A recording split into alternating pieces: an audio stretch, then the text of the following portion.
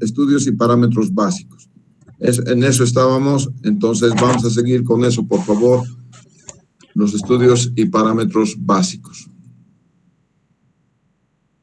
Como les he dicho, ya no permito más entrada de nadie. Ahí se acabaron las entradas, por favor. ¿Sí? Entonces, deja ver.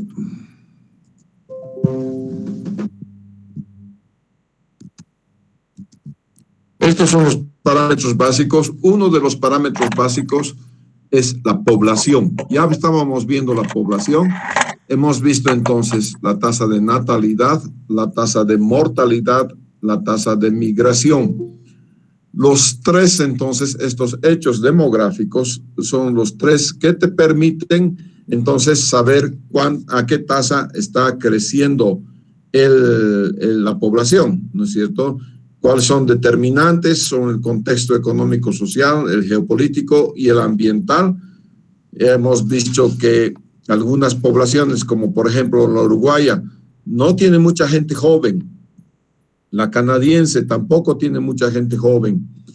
Y ellos, bueno, el Uruguay, desde que se ha creado el Uruguay, creo que son 3,5 millones y no pasan de ahí, ¿no es cierto? Se mantienen poco más o menos en esa cantidad de habitantes. Los canadienses también están por ahí, ¿no es cierto? Los canadienses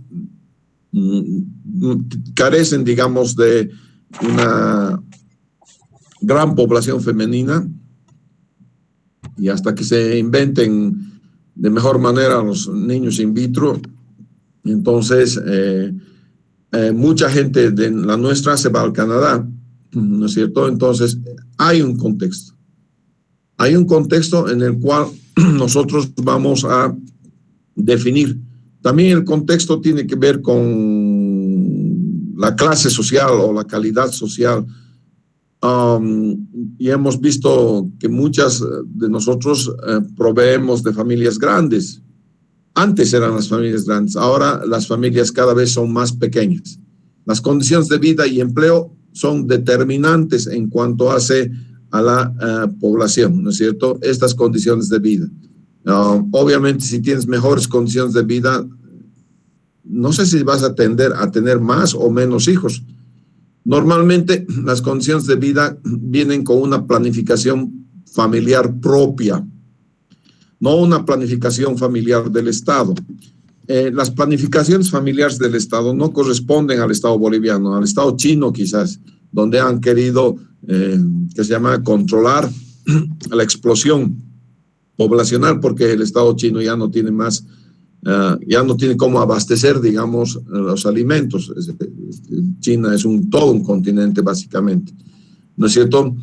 Hay factores e incidentes directos e indirectos. Una guerra, por ejemplo, ¿no es cierto? Una guerra, los varones son los que mueren ahora, ya ni tanto los varones, ¿no? El ejército israelí, por ejemplo, está conformado por varones y mujeres, ¿no es cierto? Aquí también en Bolivia, hace muy poco tiempo hemos empezado ya a recibir entonces las mujeres en el ejército, ¿no es cierto?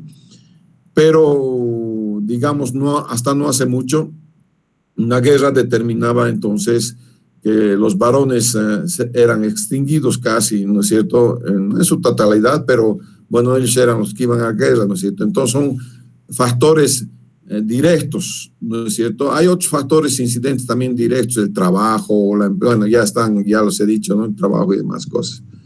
¿Cuáles son los hechos que determinan entonces un crecimiento poblacional? Entre los hechos están los nacimientos, las muertes y el desplazamiento, o también que se llama migración. En nacimientos están pueden estar nacimientos precoces, tempranos, a veces salen antes de los 9 meses, ¿no es cierto? Y entonces tienen que ir a una incubadora muchas de las veces. Entonces necesitas saber si en tu región tienes la capacidad necesaria como para todavía salvar la vida, digamos, de esos nacimientos que son tempranos, ¿no es cierto? En algunas ocasiones ya no es posible porque es demasiado temprano. Los nacimientos seguidos, la verdad es que ya les he comentado, ¿no es cierto? Lo que sería normal en el ser humano es tener hijos por lo menos con descanso de 2 años, ¿no es cierto?, para que pueda recuperar la madre.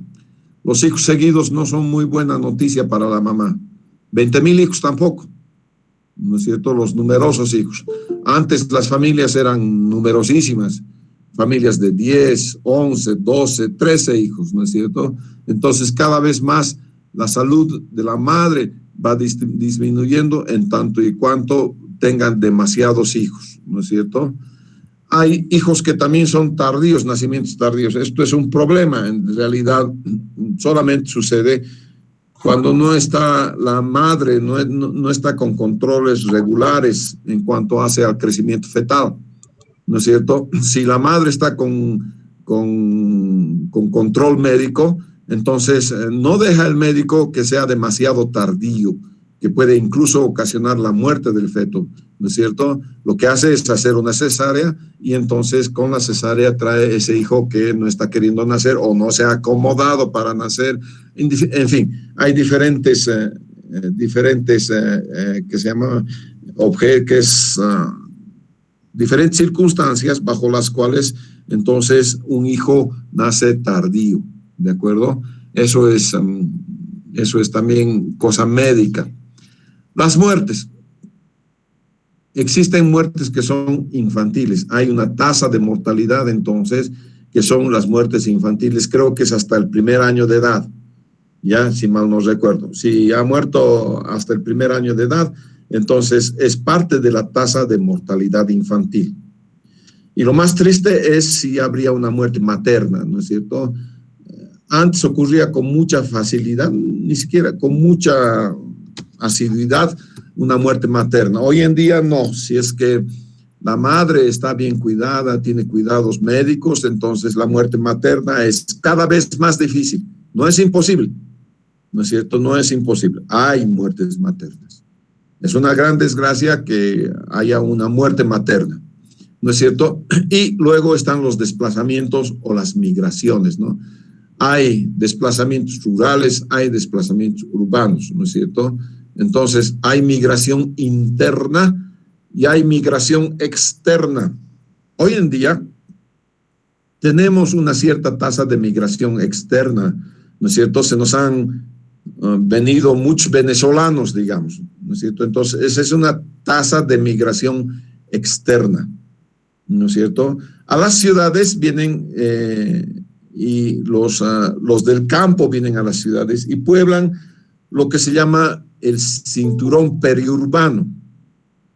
En Cochabamba tenemos cinturones periurbanos gigantescos. La primera gran migración interna hacia Cochabamba, la que yo tenga memoria, es cuando Víctor Paz Estenssoro cerró las minas. Esa es la segunda, perdón.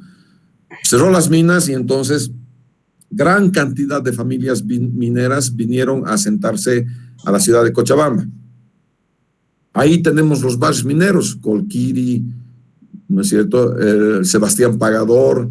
Todos esos barrios mineros son básicamente fruto de la migración interna, ¿no es cierto? Vienen de los centros mineros, de Catavi han venido, ¿no es cierto? De los centros mineros hacia Cochabamba, ¿no es cierto? Esa es una migración interna. Hubo una migración interna anterior todavía, durante el gobierno de Barrientos, creo que así, ¿no es cierto? Cuando en el gobierno de Barrientos se propició, digamos, la colonización del Chapare, ¿no es cierto? Y entonces ahí muchas familias fueron a colonizar el Chapare.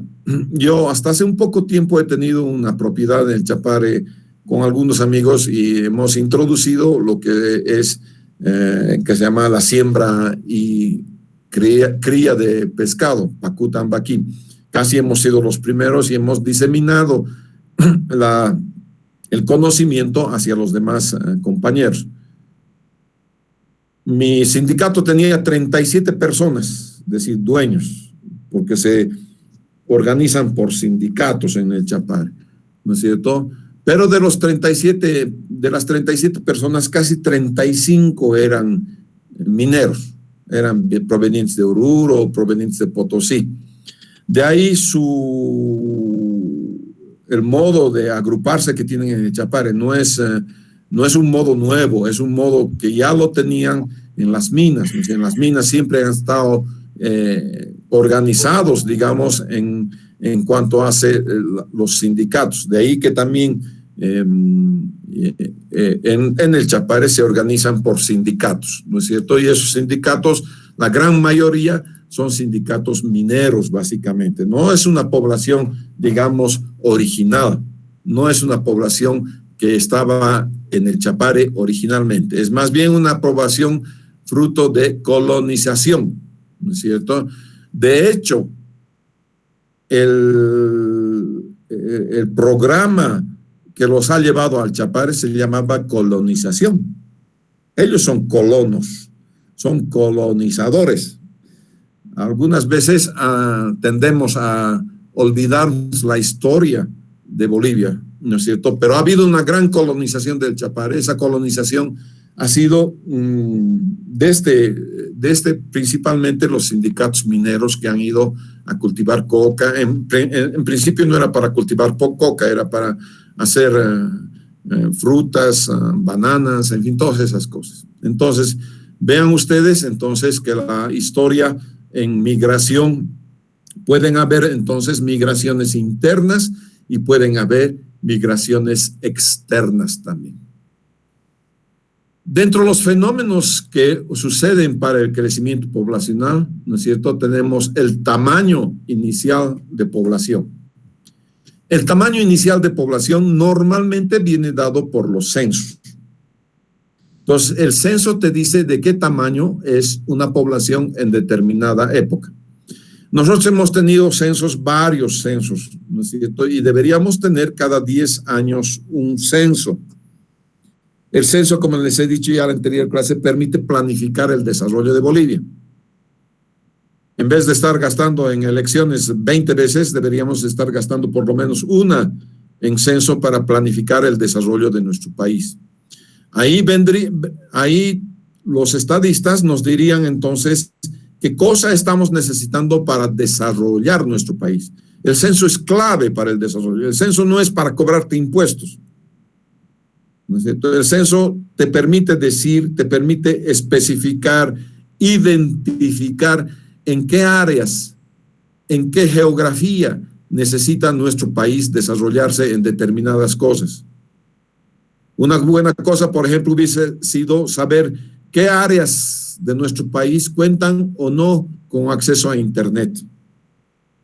Nos hubiese servido muchísimo ahora, ¿no es cierto? Bueno, no tenemos ese dato. Sabemos que algunas de las poblaciones deberían ser todas porque el satélite cubre todo Bolivia, pero no cubre con Internet, cubre con televisión.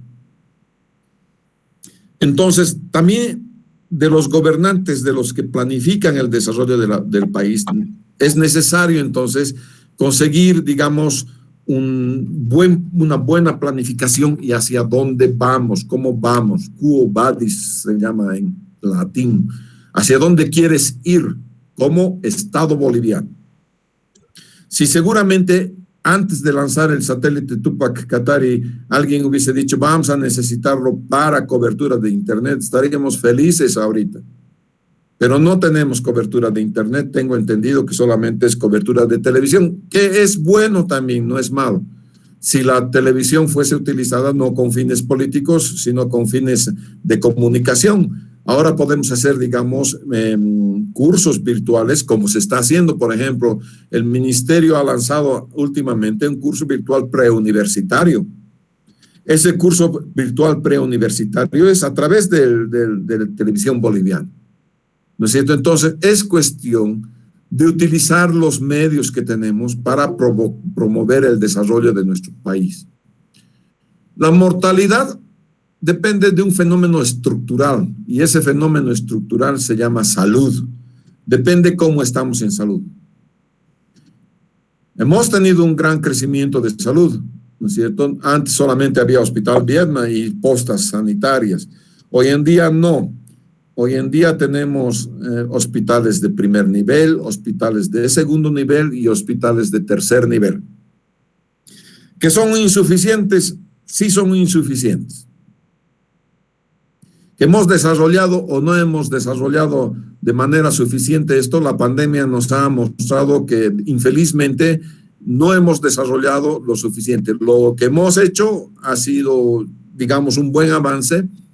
No diría yo que no ha habido nada. Si no ha habido nada es político. Yo digo que ha habido un cierto desarrollo en salud que no es suficiente. Y que no es suficiente porque no solamente tienes que dar infraestructura, también tienes que dar los medios para poder desarrollar esa infraestructura. Cada cama de hospital necesita por lo menos 3 individuos administrativos detrás de una sola cama de hospital. Entonces, el hecho de tener una cama de hospital requiere de mucho personal. No solamente es personal médico, ese tres que te digo son personal administrativo, son entre los que hacen comida, en los que hacen la limpieza, entre el personal, creo que hasta de enfermería. No médicos, los médicos son distintos. En hospitales de primer nivel, por ejemplo, me atienden maternidad. Pero si se complica la maternidad, entonces tengo que llevar ya a uno de segundo nivel. Lo que está ocurriendo en Bolivia es que nuestros hospitales de tercer nivel han estado mal utilizados y ahora nos hemos dado cuenta, ¿no es cierto? Los hospitales de tercer nivel deberían ser solamente para referencia de casos realmente que no se pueden atender en un hospital de segundo nivel o siquiera en un hospital de primer nivel. Hoy en día la tendencia mundial es One Day Hospital. ¿Qué quiere decir eso? Que tú vas al hospital y en el día sales. Casi ya no hay internación. Internación en un hospital es, digamos, algo muy extraño, es algo que realmente debe ser necesario entonces para que te internen en un hospital. La estructura de saneamiento entonces hace que la mortalidad depende de esa estructura, pero la estructura de saneamiento en hospitales es ya una sanación reactiva cuando ya te has enfermado. Nosotros los ingenieros sanitarios estamos en la fase preventiva, ¿no es cierto? Y damos entonces condiciones de salud a los habitantes. Si podríamos dar agua potable y alcantarillado y acceso a los mismos, no solamente extender las redes de agua potable y redes de alcantarillado, sino también facilitar el acceso a las redes, entonces habríamos mejorado grandemente la salud poblacional. Un enfermito nos cuesta muchísimo, mucho dinero al Estado. Entonces, si eso cuesta mucho dinero al Estado, es preferible que no se enfermen. Y eso lo puedes ver en tu propia familia, ¿no es cierto? Si alguien se enferma y tiene que caer al hospital, todo el mundo tiene que poner de su bolsillo, ¿no es cierto? A veces recurrimos a nuestra familia para poner de su bolsillo. Una de las enfermedades, por ejemplo, que es común y que es relacionada con el agua es la fiebre tifoidea. Si la fiebre tifoidea te manda al hospital, son 4 o 5 días de hospital. ¿Cuántito cuesta?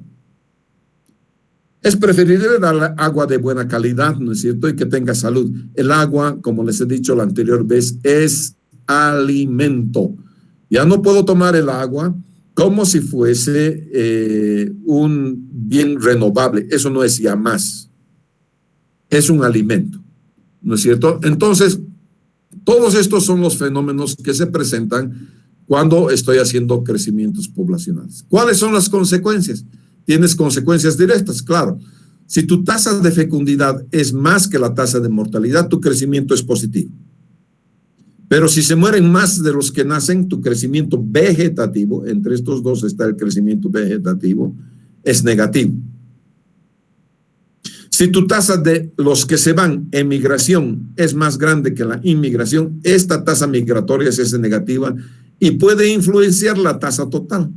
La tasa total es la tasa de fecundidad más la tasa de mortalidad más la tasa de migración. Si esta es negativa, la tasa de migración grandemente negativa y esta es pequeña, la tasa vegetativa, entonces todo el crecimiento de una población va a ser negativo. A fin de poder revertir ello, ¿no es cierto?, tenemos que darles condiciones a la población para que pueda desarrollarse. Entre esas condiciones está el agua potable, el alcantarillado, el acceso al saneamiento. No importa que no tenga alcantarillado, podemos hacer saneamiento in situ. Esas condiciones van a mejorar entonces que la gente no se venga. Si la gente tuviese igual capacidad de desarrollarse en el campo que en la ciudad, no tendríamos grandes extensiones de terreno, ¿no es cierto?, por ejemplo, más allá de Caracara.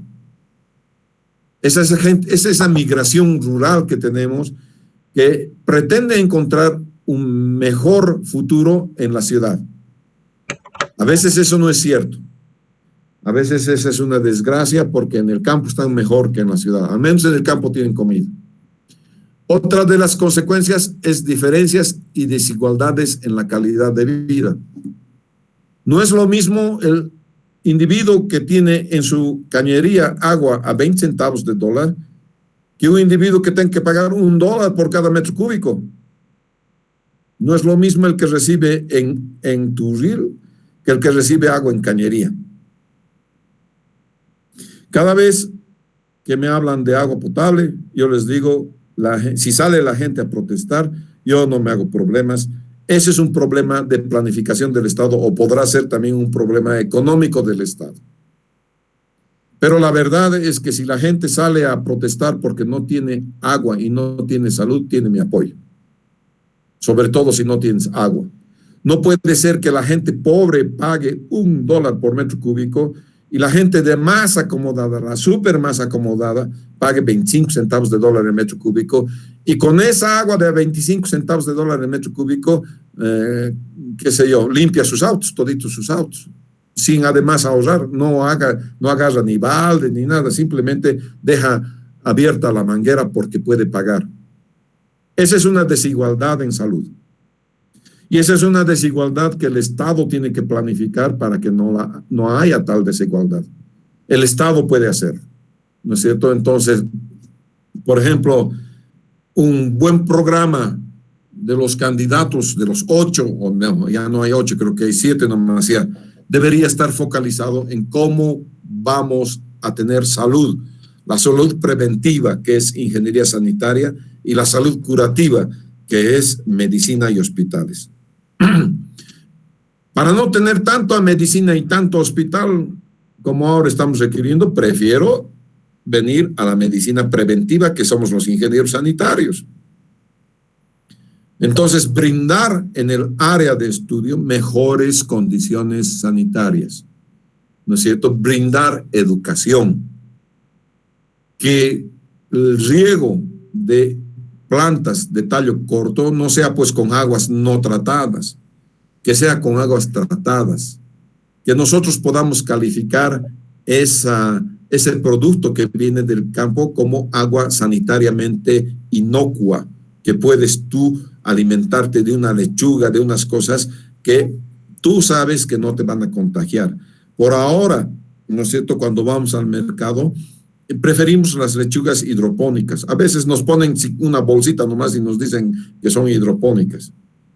De hecho, si estuviera regando con agua de reuso, tampoco lo haría para tallo bajo o aquellos tubérculos o algo que crezca como papa, una de esas cosas. Quizás tallo alto, maíz, por ejemplo, trigo, por ejemplo, frutales. Eso da patadas con riego que tiene en sí mismo, tiene el riego los elementos nutritivos cuando están bien tratados. Entonces, tenemos que cambiar nuestra visión. La visión no es más hospitales, para mí. La visión es más saneamiento. ¿Vamos a necesitar hospitales? Por supuesto que necesitamos hospitales. Pero cuando ya es curativa la medicina, cuando ya ha pasado. Hay algunas enfermedades que no tienen que ver con el agua, no tienen relación con el agua. Pero hay enfermedades que sí tienen relación con el agua. Esas las podemos prevenir nosotros. Entonces, esa es la consecuencia. ¿Y qué es el contexto? La imagen objetivo. ¿Hacia dónde vamos a ir? Esa planificación de la imagen objetivo corresponde al Estado. ¿Dónde vamos a ir con saneamiento? ¿Dónde queremos ir con nuestra población? ¿Hasta dónde vamos a educar a nuestra población en el uso correcto de los artefactos sanitarios? O el uso correcto del agua de reuso. ¿Hasta dónde queremos ir? Eso es un contexto del Estado boliviano o de la municipio. Por ejemplo, en el municipio de Cochabamba ya han salido la ordenanza municipal para los edificios ecológicos. Esos edificios ecológicos tienen en sí mismo un reuso del agua. Entonces, esa es una visión del municipio. Es dónde quiere ir el municipio con su desarrollo en salud. ¿De acuerdo? Entonces, este cuadro es muy importante en cuanto hace a la planificación. Fíjense, esta es la planificación del desarrollo. Entre los factores viene la política de población y la dinámica demográfica viene acá. Entre los hechos, las variables y los fenómenos viene cómo crece, cómo se hace a la demografía, ¿no es cierto? Aquí tenemos las políticas de población, cómo queremos, algunas, hubo un tiempo que con, digamos, mal criterio, ¿no es cierto?, a través de alguna cooperación extranjera, empezaron a, que se llama hacer control de natalidad a través de esterilizaciones, ¿no es cierto? No es el tema hacer esterilización per se. El tema es que la pareja, ¿no es cierto?, una pareja estable, defina, ¿no es cierto?, cuántos hijos puede criar y puede educar de acuerdo a lo que piensa, de acuerdo a su propio objetivo. Entonces, hay políticas de población que deberían tener incentivos a aquellas parejas que puedan poner a sus hijos en una educación de técnico, técnico medio o educación superior universitaria. El resto, lo más grande, corresponde a la planificación del desarrollo. Eso corresponde al Estado boliviano. Entonces, el Estado boliviano, los señores que hoy día nos están ofreciendo programas de salud, programas, deberían fijarse en este cuadrito. Y en este cuadrito, entonces, podríamos tener todo lo que es. Por ejemplo, les doy una nomás. Podríamos hacer plantas de tratamiento descentralizadas. Es decir, tener plantitas de tratamiento, digamos, en los barrios donde se pueda, y utilizar el agua de reuso en forestación. ¿No es cierto? Entonces, se podría hacer eso. ¿Por qué no? Eso es planificación del desarrollo. ¿No es cierto? ¿Cuáles son las proyecciones de la población? Nosotros tenemos al INE, ¿no es cierto?, que es el ente regulador, digamos, de lo que es, todo lo que es crecimiento poblacional, todo lo que es canasta familiar, todo lo que es, que se llama planificación de la población, del crecimiento poblacional. ¿De acuerdo? El INE tiene su propio web, que es ine.gov.bo de Bolivia, ¿no es cierto? ine.gov.bo de Bolivia, ¿de acuerdo? Entonces, en ese ine.gov.bo de Bolivia, vamos a tener entonces lo que es, vamos a ver si puedo sacar eso, ya un ratito. Dejar de compartir, vamos a compartir ahora una ventanita, una pestañita de Chrome, y es esta. Esta es entonces la hoja web del INE. ¿De acuerdo? Esta es la hoja web del INE. Tiene entonces los aspectos institucionales, las estadísticas económicas.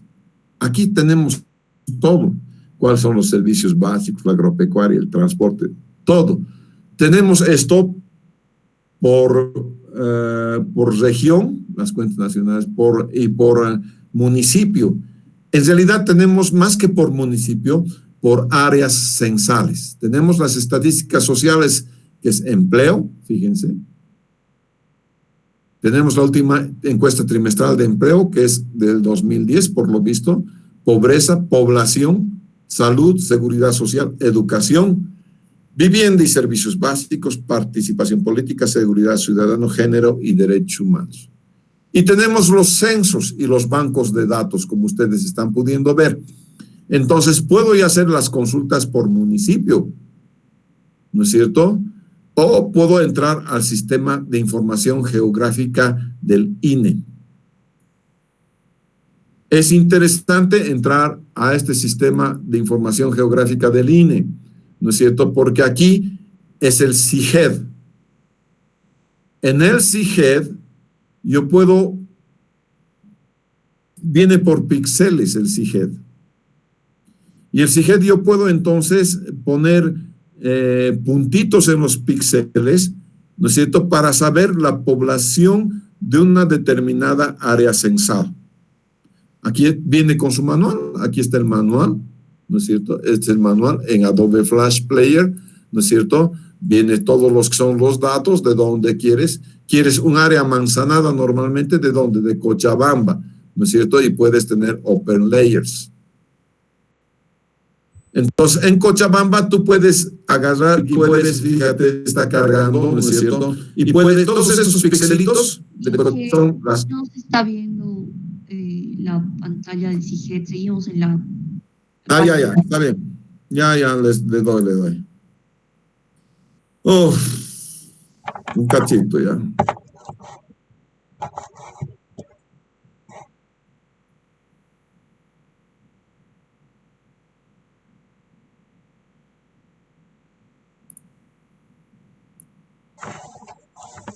A ver, vamos a ver si tengo el CIGED por acá. Espero que esté. Sí, este es. ¿Lo ven?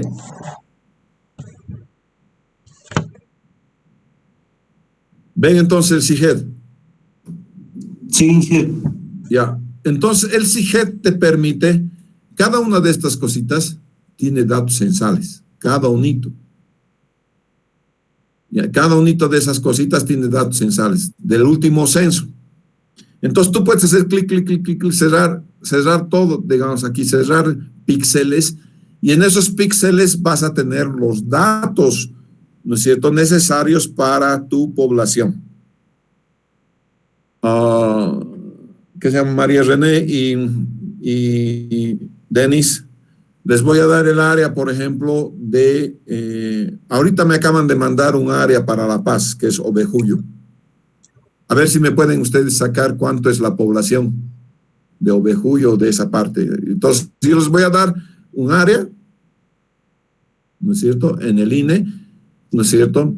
Y ustedes me van a sacar, entonces, cuánto es la población de toda esa área. Esa área es inmensa, ¿no es cierto? Les va a dar el entrenamiento necesario y suficiente como para manejar el CIGED, ¿de acuerdo?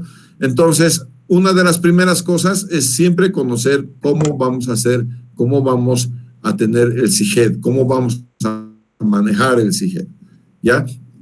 Y es una de las habilidades que ustedes deben tener, el manejo del CIGED, ¿de acuerdo?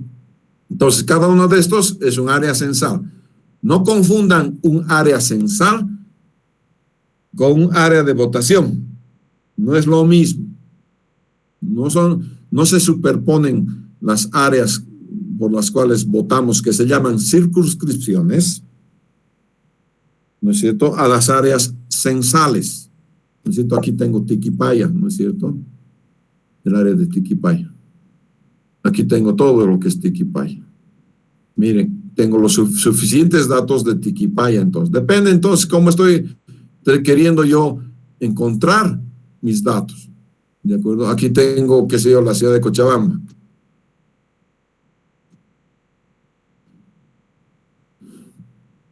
Y aquí yo voy a señalar los píxeles. En todo Cochabamba, ¿no es cierto? Señalo los píxeles que yo quiera o encierro en un área, ¿no es cierto? Ya ustedes van a manejar. Les sugiero entonces que para el próximo sábado ustedes puedan qué sé yo, entrenarse en áreas pequeñitas, leer el manual del CIGED. Entonces, leer el manual del CIGED, yo les voy a dar uno chiquitito, uno más grandecito, y les voy a dar tarea para la casa, ¿no es cierto? Para que me puedan encontrar entonces la población en La Paz. ¿De acuerdo? Aquí ustedes van a hacer 4, 5 nomás. Vamos a ver cómo es. ¿De acuerdo? Y el resto vamos a hacer nuestro primer trabajo colaborativo para ver cómo vamos a funcionar entonces en el trabajo colaborativo. Ya voy a formar grupos de 5 personas para un área muy grande en la ciudad de La Paz. Ustedes 5 se van a tener que reunir, ¿no es cierto? Y decir, esta área es mía, esta área es mía, esta área es mía. Y con ello, entonces, cada quien va a manejar su CIGED y me presentan un solo producto, que es la situación poblacional de una determinada área muy grande al 2012. Estas cosas, estas fotografías que yo tengo, son al 2012, ¿ya? Son al 2012. Entonces, porque el último censo es obviamente del 2012, no tenemos otro censo. Por eso les decía yo que si tuviésemos un censo cada 10 años, como en cualquier país desarrollado, ¿no es cierto?, tendríamos más elementos bajo los cuales podríamos planificar nuestro propio desarrollo. ¿De acuerdo? Entonces, este es el CIGED. Seguramente los auxiliares les van a decir cómo manejar a detalle un pequeña área para que estén listos para el día sábado y encontrar entonces crecimientos poblacionales. Entonces, ya saben por dónde he entrado aquí al Instituto Nacional de Estadística, que es INE-GovBo, ¿no es cierto? El INE-GovBo, un segundito.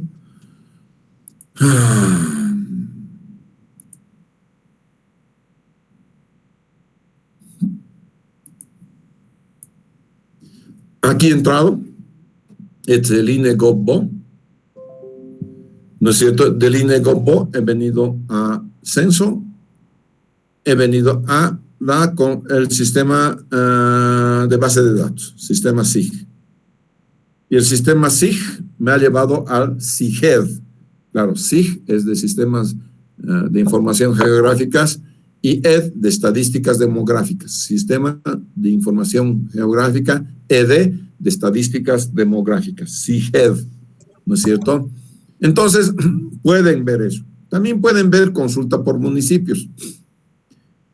Cuando estoy haciendo crecimientos poblacionales, una de las bases de datos esenciales es obviamente el INE. Si estoy haciendo el crecimiento para poblaciones demasiado grandes, voy a recurrir a esta web del INE. Y en su proyecto ya quiero ver, entonces, yo ya les voy a dar un área, quiero ver entonces que ustedes hayan empleado el CIGED. Entonces, una de las cosas fundamentales en el nuevo proyecto, ya que estamos ya en la era virtual, va a ser entonces que yo pueda ver que ustedes han sacado la población al 2012 utilizando las herramientas que están disponibles. Una de esas herramientas disponibles es obviamente el CIGED. Este es el CIGED.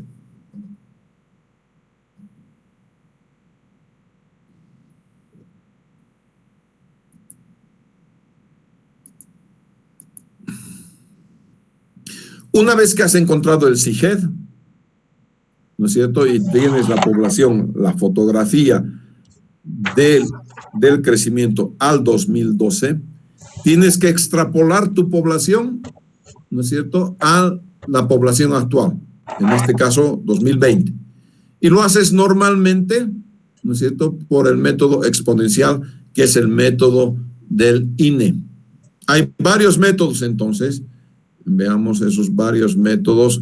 Uno de los métodos es el aritmético, otro es el geométrico, otro es el exponencial y otro es el de la curva logística. Todos ellos tienen entonces su aplicación. Veamos.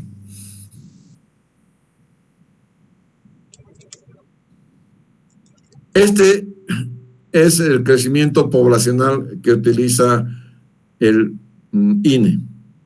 Es el geométrico.